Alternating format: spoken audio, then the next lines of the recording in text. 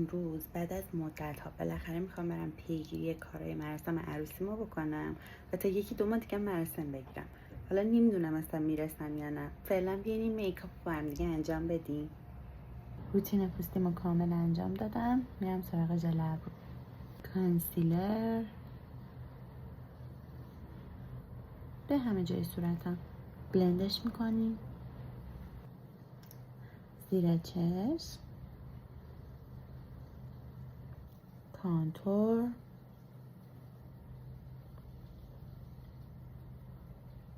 طبق معمول رژ لب به عنوان رژگونه بلندش میکنیم. با پودر همه جا رو ست میکنم، زیر چشم و بقیه قسمت صورتم. برانزر، رژگونه پودری، هایلایتر، خیلی هایلایتر ملایم، خط لب، رژ لب جامد،